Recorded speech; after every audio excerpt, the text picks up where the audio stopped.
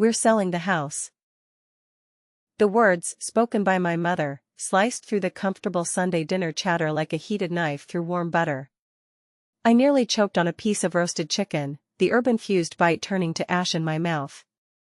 Across the polished mahogany table, my father nodded in placid agreement, his fork pausing midair as if this were the most reasonable, ordinary decision in the world.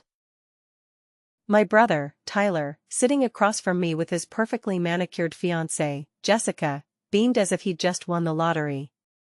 His smile was so wide it seemed to strain the muscles in his handsome face.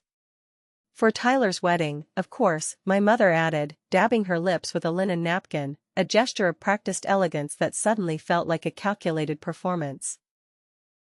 "Your what?" I managed to croak, setting down my fork with hands that had begun to tremble. The weight of the silver felt impossibly heavy. "The Morrison family estate," my mother continued, her voice smooth and untroubled. "Tyler and Jessica deserve a fairy tale wedding, Rooney. And we want to give them the best start possible. The house should cover the cost beautifully." The Morrison family estate. Our home. The sprawling colonial-style house where I'd taken my first steps, scraped my knees, and hidden from thunderstorms under the grand staircase. The house whose every creak and groan was as familiar to me as my own heartbeat.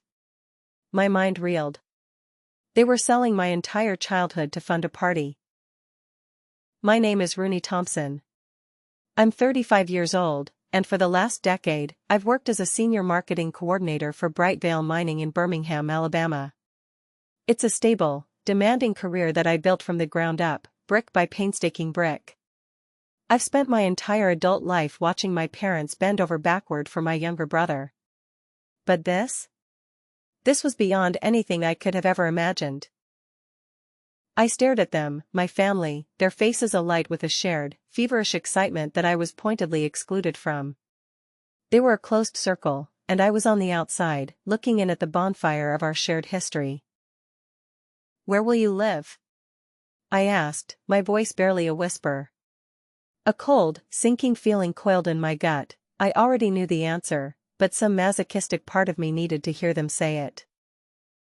My father cleared his throat, a sound he always made before delivering news he knew I wouldn't like. "Well, we figured we could stay with you, temporarily. Just until we find something suitable." Temporarily. I repeated the word in my head, the syllables tasting like poison on my tongue. The word was a flimsy veil for a reality I knew all too well. Temporarily in my family's vocabulary was a fluid concept, often stretching into an indefinite, soul-crushing permanence. Tyler leaned forward eagerly, his eyes sparkling. "Rooney, you should see the venue Jessica found. It's this incredible mansion with gardens and a ballroom. The whole thing will be like a movie." Jessica, ever the supportive fiancée, nodded enthusiastically, her massive engagement ring catching the light and flashing a tiny, sharp rainbow across the room. "We're thinking 200 guests," she gushed, "maybe more. A live orchestra, professional photographers, the works." I stared at them, trying to process the sheer magnitude of what they were asking, what they were taking. My parents had raised me in that house. Every single childhood memory I cherished was tied to those walls, that garden, the creaky stairs I'd climbed thousands of times. I had spent years saving every penny I could, living in a modest two-bedroom apartment, precisely because I knew that someday, my parents might need help in their old age. I had a savings account earmarked for that very purpose. I just never, in my wildest nightmares, imagined they would sell their security, our shared heritage, for a party. How much are we talking about?" I asked quietly, my gaze fixed on a scratch in the tabletop. "The wedding will cost around $80,000, my mother said, a note of pride in her voice that made my blood run cold. "Nothing but the best for our Tyler." $80,000. For one day. While I was carefully budgeting for a future that included their potential care, they were planning to liquidate their biggest asset for a fleeting celebration. "And you've already decided this?" I asked, a new, sharp edge to my voice. Of course, my father said, finally looking at me, his expression a mixture of paternal authority and mild impatience.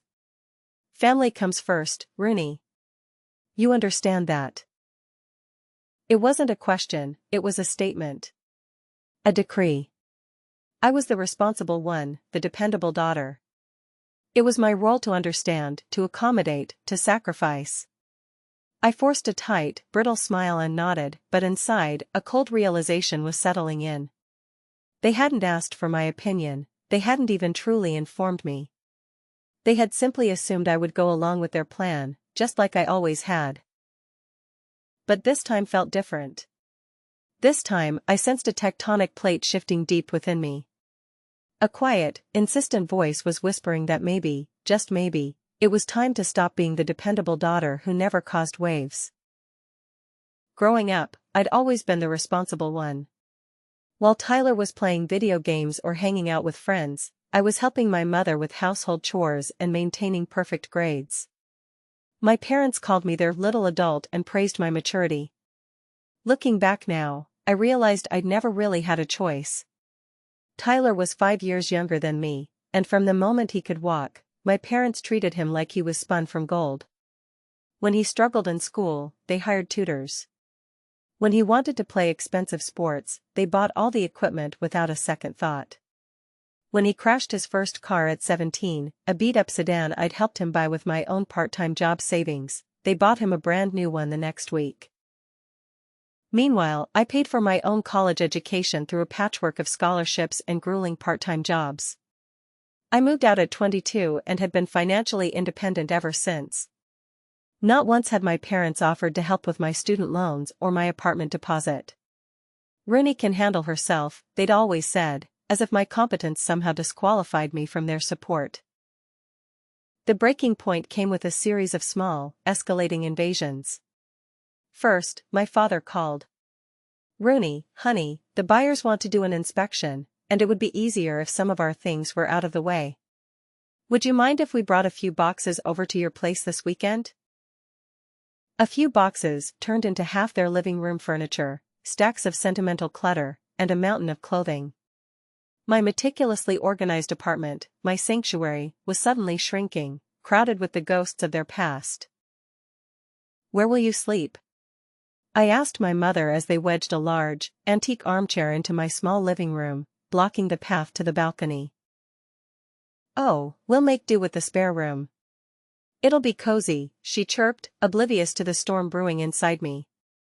Cozy wasn't the word I'd use. Suffocating was more like it. A week later, the financial requests began. Rooney, my mother said over the phone, her voice laced with a practiced, casual sweetness, Tyler's so stressed about everything. This wedding needs to be perfect. He's our only son, and Jessica's family has such high standards. That was news to me.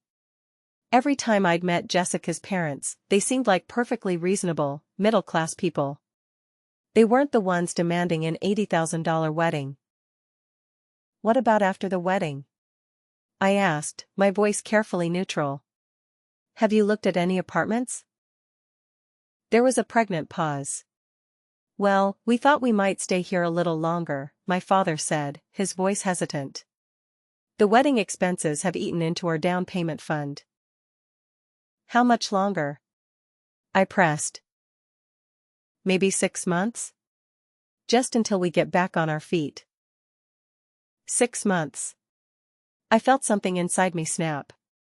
That night, I lay in bed staring at the ceiling, and for the first time in my life, I felt something I'd never allowed myself to feel before, anger. Real, deep, burning anger at the unfairness of it all. I'd been the good daughter for 35 years. Maybe it was time to try something different. But I wasn't ready to act on that anger just yet. Instead, I smiled and began to plan. The following Saturday morning, my doorbell rang at 8 a.m. sharp. I opened it to find my parents standing there with enough suitcases and boxes to outfit a small army. Surprise, my mother chirped, pushing past me with an armload of hanging clothes. We thought we'd get an early start. My father followed with a stack of boxes labeled kitchen essentials, bedroom items, and important papers. Behind them, Tyler was unloading even more boxes from his truck. "I thought you said just some clothes and personal items," I said, watching in horror as they began colonizing my living space. "Well, we got a little carried away," my mother admitted, hanging her clothes in my coat closet. "But this is so exciting. It'll be like old times." I highly doubted that. Old times hadn't involved sharing a bathroom with my parents or having my mother rearrange my kitchen because she didn't approve of my organizational system. Within 2 hours, my apartment was unrecognizable. My mother had taken over the kitchen, reorganizing my cabinets and declaring that my coffee maker was inadequate for 3 adults. My father had claimed my home office as his temporary command center, spreading his paperwork across my desk and connecting his ancient computer to my internet. "Where am I supposed to work?" I asked, staring at my displaced laptop. "You can use the kitchen table," my mother suggested cheerfully. "It'll be cozier." By noon, I felt like a stranger in my own home. My parents had settled in with the confidence of people who'd never doubted their welcome. The final straw came a few days later.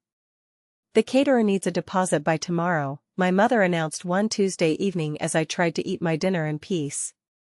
"It's only another $3,000. "Only?" I repeated, setting down my fork.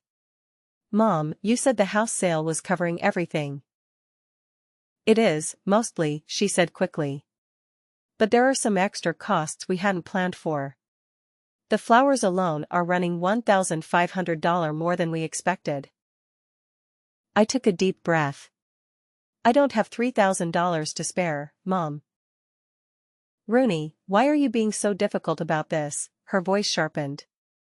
"I'm not being difficult. I'm asking reasonable questions about my own living situation."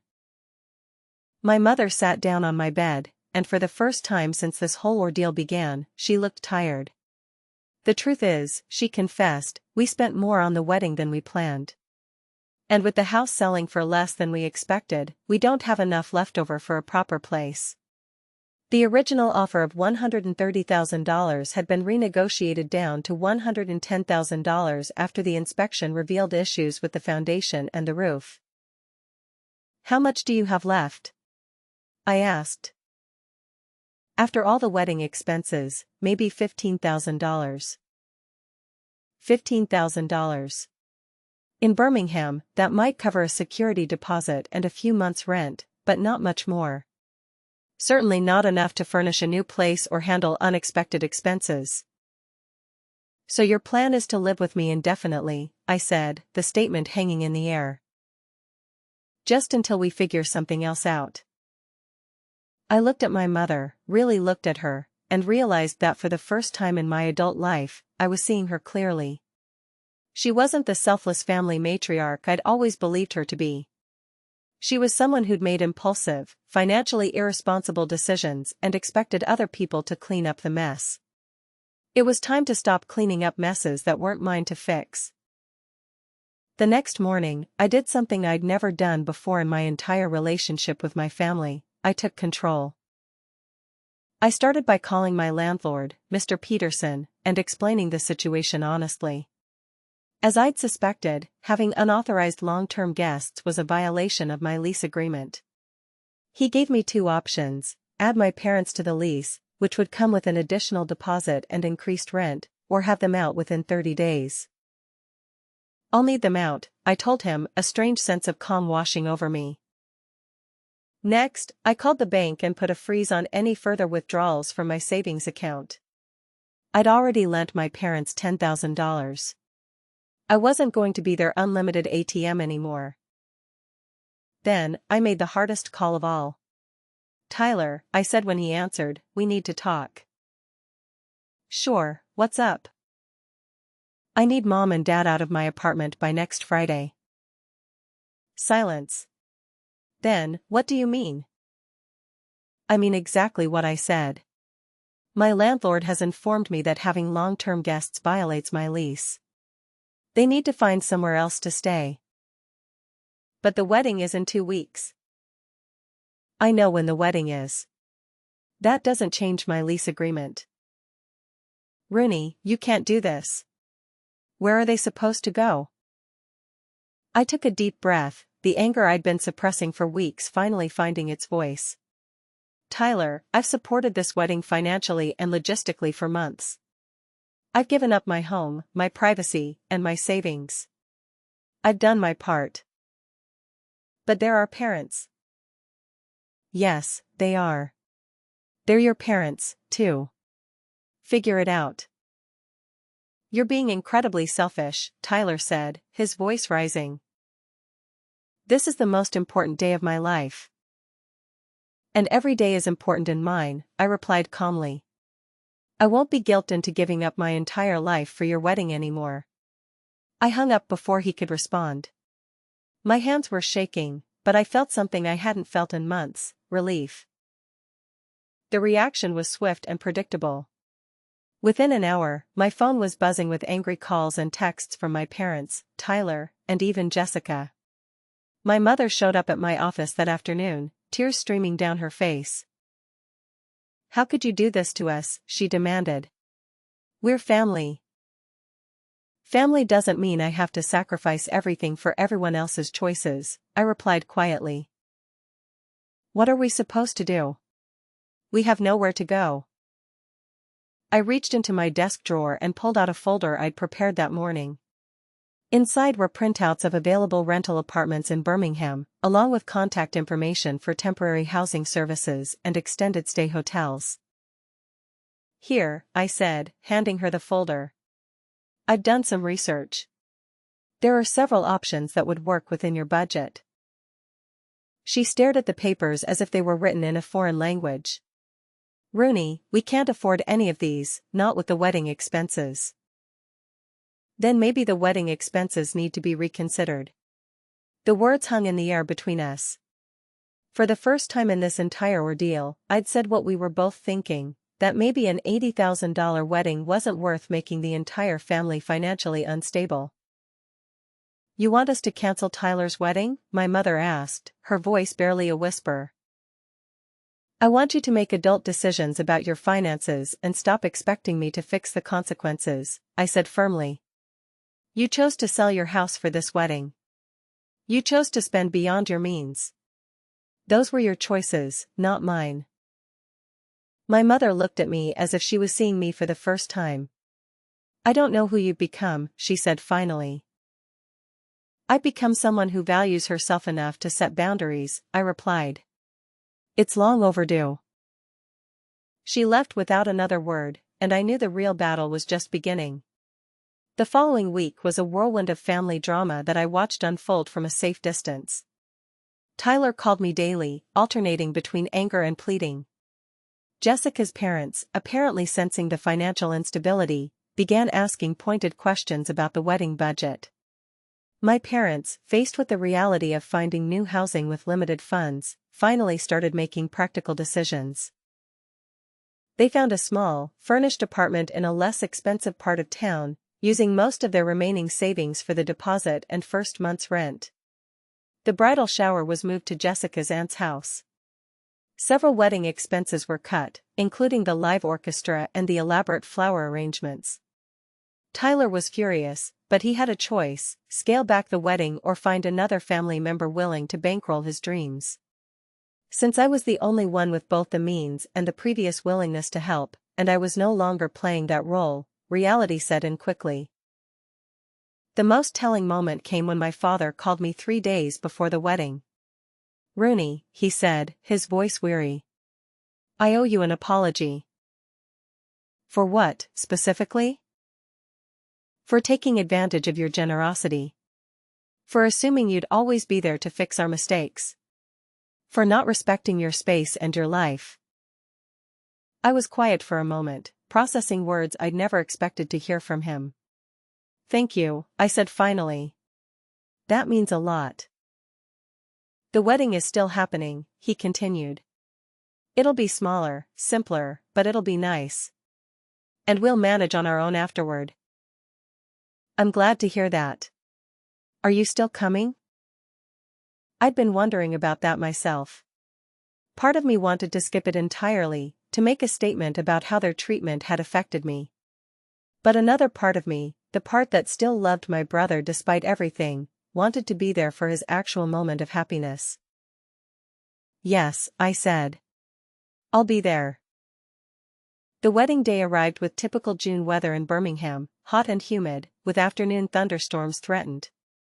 The venue was still beautiful, just smaller than originally planned. Tyler looked handsome in his tuxedo, and Jessica was radiant in her $3,000 dress. During the ceremony, I found myself thinking about family and sacrifice, and the difference between supporting people you love and enabling their poor decisions. I'd spent so many years believing that love meant saying yes to everything, that boundaries were selfish. But watching Tyler and Jessica exchange vows, seeing my parents sitting together in the front row of their more modest venue, I realized that sometimes, the most loving thing you can do is force people to face reality.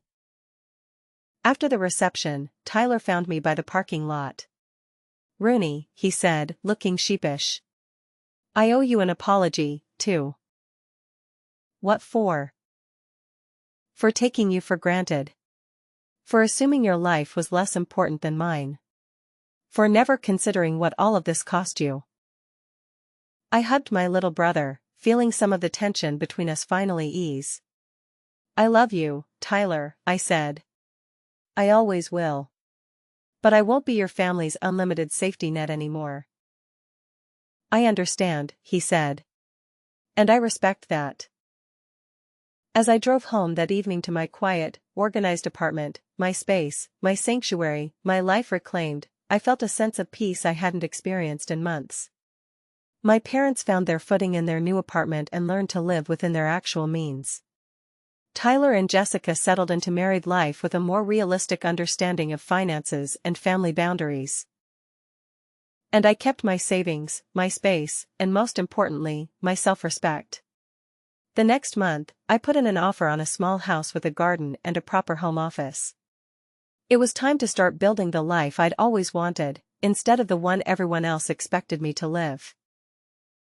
Looking back on my revenge journey, I realized it wasn't really about punishing my family. It was about reclaiming my power and teaching them that love doesn't mean unlimited sacrifice. Sometimes, the kindest thing you can do is let people face the consequences of their choices, even when those people are the ones you love most.